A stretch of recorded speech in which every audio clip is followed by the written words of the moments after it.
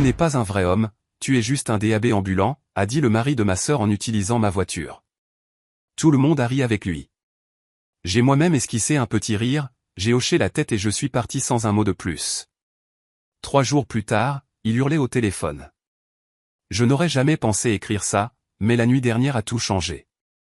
Vous savez, ces moments où une petite chose finit par être la goutte d'eau qui fait déborder le vase? Eh bien, ce n'était pas un de ces moments.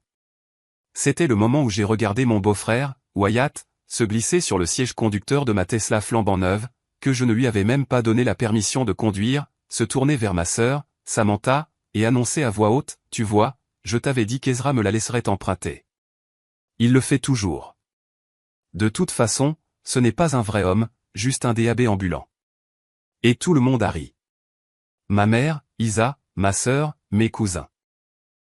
Tous, comme si c'était la blague la plus drôle qu'ils aient entendue de l'année. Pour un peu de contexte, j'ai toujours été celui qui a réussi dans la famille. Je ne me vante pas, je ne fais que constater les faits.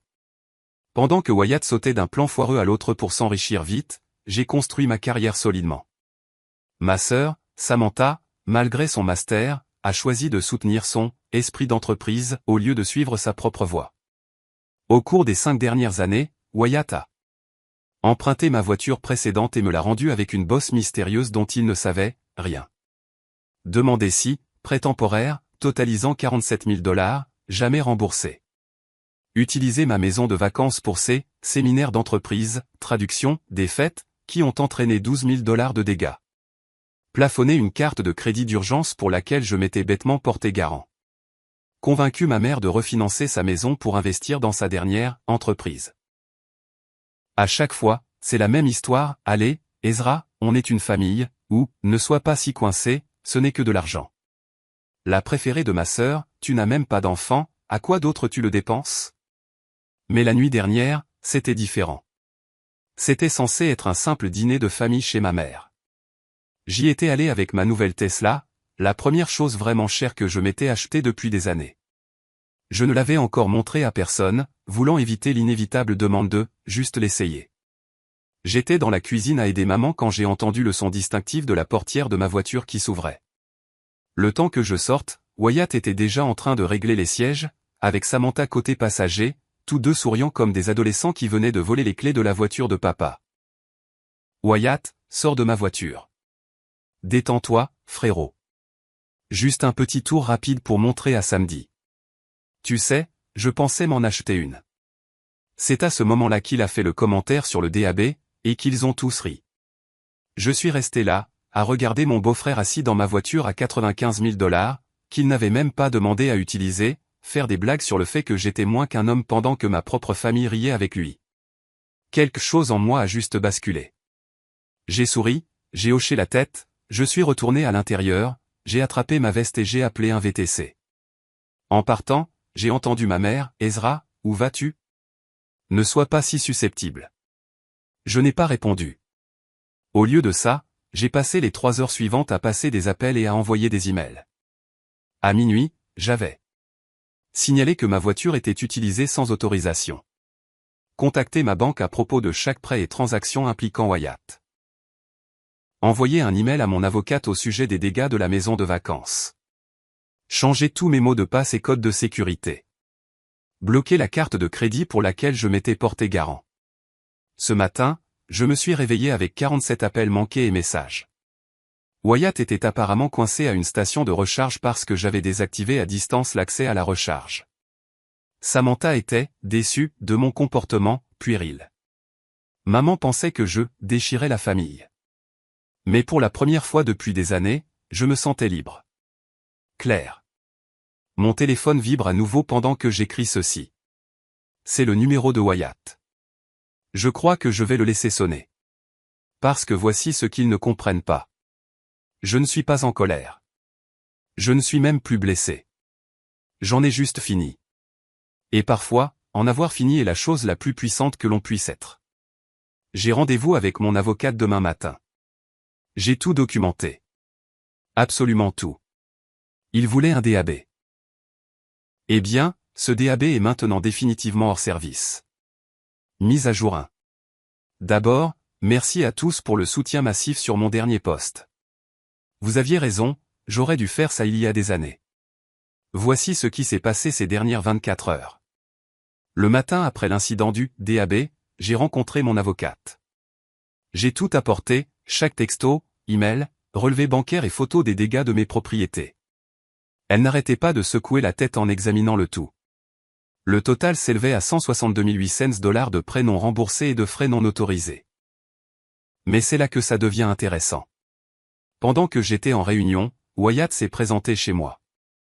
Mes caméras de sécurité l'ont filmé en train d'essayer d'utiliser son double des clés, alors que j'avais déjà fait changer les serrures. Il est resté là pendant 20 minutes, appelant et textant. Quelques extraits de ses messages. Arrête de faire ton cinéma. Ta sœur pleure à cause de toi. Maman dit que tu te conduis comme un enfant. Réinitialise juste l'accès à la Tesla, je dois aller à une réunion.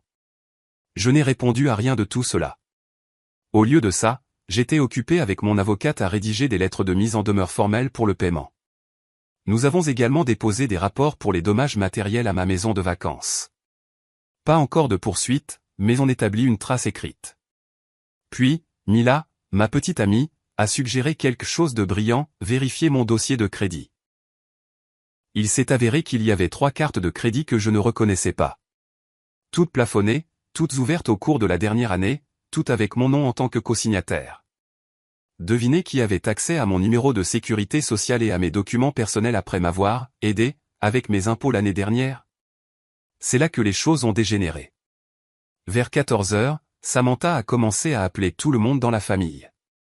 Selon ma cousine, elle racontait que j'avais perdu la tête et que je détruisais la famille, pour une blague. Elle a commodément omis la partie sur les cartes de crédit ou les 162 000 $. Ma mère, Isa, s'est présentée à mon bureau. Elle pleurait, disant qu'elle ne m'avait pas élevé pour que je sois cruel envers la famille. Je l'ai interrogée sur la seconde hypothèque de 85 000 $ qu'elle avait prise sur sa maison pour l'opportunité d'investissement de Wyatt. Son silence a été immédiat. Mais il a promis que ça triplerait de valeur, a-t-elle murmuré. Et tu l'as cru. Encore une fois. Elle est partie sans un mot de plus. Le soir, le groupe de discussion familiale était en feu.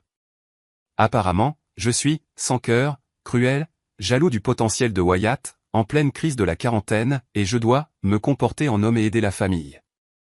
Puis Mila a trouvé autre chose. Vous vous souvenez de ces séminaires d'entreprise dans ma maison de vacances? Il s'avère que Wyatt l'a loué sur un site de location de vacances depuis 2 ans, empochant l'argent, utilisant ma propriété pour gérer une entreprise sans ma connaissance ni mon consentement. C'est là que le ton de Wyatt a changé. Les messages sont passés de la colère à la panique. Écoute, on peut trouver un arrangement. S'il te plaît, ne creuse pas l'affaire de la maison de vacances, je peux tout expliquer. Rappelle-moi, s'il te plaît. Je ne l'ai pas fait. Au lieu de ça, j'ai gelé tous les comptes joints, annulé tous les abonnements auxquels ils avaient accès, changé tous les mots de passe, signalé les cartes de crédit frauduleuses, fait rédiger par mon avocate un dossier complet de tous les prêts et dommages, et déposé des rapports sur la location non autorisée de ma propriété. Puis j'ai reçu un texto de Samantha qui a tout éclairci. Comment as-tu pu nous faire ça? On est sur le point de signer pour la maison de nos rêves. La banque doit vérifier nos revenus et nos actifs. S'il te plaît, ne gâche pas ça pour nous. Ah. C'était donc ça. Ils avaient besoin que mes finances aient l'air en ordre pour leur demande de prêt. La virée en Tesla, les commentaires sur le DAB, tout ça n'était que de la frustration parce que je ne jouais pas le jeu de leur plan. Mon avocate dit que ce qu'ils prévoyaient de faire constituerait une fraude hypothécaire. Elle rédige une lettre à leur agent de crédit avec la preuve de leur dette réelle envers moi. Juste pour garantir l'exactitude de leur demande, bien sûr. Il y a 1 heure, Wyatt a laissé un message vocal. Il était à peine cohérent, mais j'ai distingué, tu n'as aucune idée de ce que tu as fait. Aucune idée de ce qui va sortir si tu continues à pousser. Est-ce une menace ou un aveu? On verra bien. Parce que voilà le truc, je ne pousse rien. Je lâche juste enfin la corde dans ce tir à la corde. Ce sont eux qui tombent dans la boue qu'ils ont eux-mêmes créée. La société de sécurité vient de m'alerter que quelqu'un est à ma propriété de vacances. Les caméras montrent la voiture de Wyatt. Mise à jour 2. Eh bien, il s'avère que la menace de Wyatt sur « ce qui pourrait sortir » n'était pas que des paroles en l'air. Les dernières 48 heures ont été révélatrices. Quand j'ai posté la dernière fois, Wyatt était à ma maison de vacances. Les caméras de sécurité l'ont montré en train de retirer des boîtes du garage à 23 heures. J'ai appelé la police pour signaler une violation de propriété, mais le temps qu'ils arrivent, il était parti. Ce qu'il a laissé derrière lui, cependant, était bien plus intéressant que ce qu'il a pris. Caché au fond d'une armoire de rangement, des documents. Des tas de documents. Relevés bancaires, demandes de prêts et propositions commerciales, tous avec ma signature falsifiée. Mais ce n'était même pas le pire. Il y avait aussi des documents appartenant à 3 autres familles. Même schéma, argent emprunté, signature falsifiée, opportunité d'investissement élaborée. Wyatt ne m'escroquait pas seulement moi. Il menait ce petit jeu sur plusieurs parents d'autres familles qu'il connaissait. J'ai tout remis à mon avocate. Elle a déjà contacté les autres familles concernées. Le lendemain matin, Samantha s'est présentée à mon bureau. Pas pour s'excuser, non. Ce serait trop simple. Elle était là pour m'informer qu'elle avait publié une longue vérité sur l'histoire de mon frère, sur les réseaux sociaux, me traitant de sociopathe vengeur, qui détruisait sa famille par jalousie. Son post est devenu viral dans nos cercles familiaux élargis. Des cousins à qui je n'avais pas parlé depuis des années ont commencé à appeler. Mais voilà le truc avec les secrets de famille. Une fois que vous commencez à les déballer, vous ne pouvez pas contrôler lesquels sortent. La sœur de ma mère m'a appelé. C'est vrai pour les locations de la maison de vacances? Oui. Alors tu devrais savoir qu'il a fait la même chose avec le chalet au bord du lac de l'oncle Rob l'été dernier. Un appel en a entraîné un autre. Les dominos ont commencé à tomber. 3 autres parents lui avaient prêté de l'argent. Il avait utilisé la maison de ma mère comme garantie pour un prêt privé. Il avait fait des locations non autorisées sur 2 autres propriétés familiales. Il avait emprunté et vendu des héritages familiaux, promettant de les remplacer par de meilleurs, une fois que ses investissements auraient mûri. En milieu d'après-midi, ma mère, Isa, a finalement appelé. Sa voix était différente. Calme. Effrayée. La banque a appelé, a-t-elle dit. À propos de la seconde hypothèque. Ils disent que les papiers pourraient être incorrects. Tu veux dire, falsifiés? Silence. Maman, je ne savais pas, a-t-elle murmuré. Je pensais vraiment. Il a dit que c'était juste une formalité, qu'il la rembourserait avant. Elle s'est mise à pleurer. Pour la première fois, je n'ai pas ressenti le besoin de la réconforter. Mila est restée avec moi pendant tout ce temps. C'est elle qui a remarqué quelque chose d'étrange dans les horodatage des annonces de location de Wyatt. Il ne correspondait pas aux dates de ses voyages d'affaires. Une vérification rapide a révélé qu'il louait ma maison tout en prétendant l'utiliser lui-même. Il faisait d'une pierre 2 coups, empochant les 2 sources de revenus. Vers 19 heures, Samantha a appelé. Elle était hystérique. Qu'est-ce que tu as fait? La banque a retiré notre approbation de prêt hypothécaire. Il parle d'une enquête pour fraude. C'était la maison de nos rêves, Ezra, comment as-tu pu? Je n'ai rien fait, samedi. Ce sont les actions de ton mari qui ont fait ça. Il essayait de construire quelque chose pour nous. Pour notre avenir. En volant la famille. Il a dit qu'il arrangerait tout une fois que... Une fois que quoi? Une fois que ses investissements imaginaires auraient payé? Une fois qu'il aurait escroqué assez de gens? Elle a raccroché. Puis est venue l'intervention familiale. Ils se sont tous présentés chez moi. Maman, Samantha, 2 oncles et une tante. Ils voulaient en parler en famille, garder ça en famille. Je les ai laissés entrer, les ai fait asseoir, et j'ai diffusé les images des caméras de sécurité de Wyatt volant dans mon garage. Je leur ai montré les documents falsifiés, les annonces de location, la demande de prêt, les preuves des autres familles qu'il avait escroquées. Un par un, ils sont devenus plus silencieux, plus pâles. Jusqu'à ce que finalement, ma mère se lève. Je dois appeler ma banque, a-t-elle dit. Puis elle est partie sans un mot de plus. Les autres ont suivi, ne laissant que Samantha. Elle était assise là, fixant les documents. Il doit y avoir une explication, n'arrêtait-elle pas de dire. Il ne ferait pas ça. C'est là que son téléphone a sonné. Le visage de Wyatt s'est allumé sur l'écran. Elle a répondu en haut-parleur, oubliant ou ne se souciant pas que je pouvais entendre. « Chérie, ne rentre pas à la maison », a-t-il dit, sa voix urgente. Ils sont là. Les autres familles. Toutes. Chez nous. Avec la police. Samantha m'a regardé, m'a vraiment regardé, pour la première fois depuis des années. Puis elle s'est levée et est sortie sans un mot. Mon téléphone sonne maintenant. Numéro inconnu. Le dernier texto de Wyatt vient d'arriver. Je peux tout expliquer. Donne-moi juste une chance, s'il te plaît. Ils vont tout prendre. Je le laisse sonner. Mise à jour finale. C'est fini. Tout est fini. Et la réalité dépasse vraiment la fiction. Vous vous souvenez de ce numéro inconnu qui m'appelait? Ce n'était pas Wyatt. C'était le fils d'une autre victime. Appelons-le James. Il s'avère que Wyatt avait escroqué ses parents âgés de leurs économies de retraite. 230 000 $. Tout leur bas de laine, parti dans « l'opportunité d'investissement infaillible » de Wyatt. James avait fait ses propres recherches. Il a trouvé 5 autres familles. Même schéma, même promesse, même résultat. Au total, Wyatt avait pris plus de 1,2 million de $ à divers parents et amis de la famille. Mais voici le vrai coup de théâtre, Wyatt ne perdait pas cet argent dans des investissements ratés. Il menait une double vie. Il avait une autre maison. Une autre famille. 2 enfants. Samantha ne savait rien. Personne ne savait. Il avait maintenu 2 vies complètement séparées pendant des années, finançant les 2 avec de l'argent volé à nos familles. Quand j'ai eu cette information, je me suis assuré que chaque pièce à conviction parvenait aux bonnes autorités. Chaque document, chaque signature falsifiée, chaque fausse proposition commerciale, chaque conversation enregistrée. La vérité a éclaté le mardi matin. Le mardi après-midi, tout le château de cartes de Wyatt s'est effondré. Ces 2 vies se sont écrasées simultanément. Son autre femme s'est présentée à la maison de Samantha. C'est comme ça que ma sœur l'a appris. Pas de lui, pas de moi, mais de l'autre femme, hurlant sur sa pelouse à propos de fonds universitaires volés et de comptes en banque vidés. Ma mère, Isa, a tenté une dernière fois d'arranger les choses.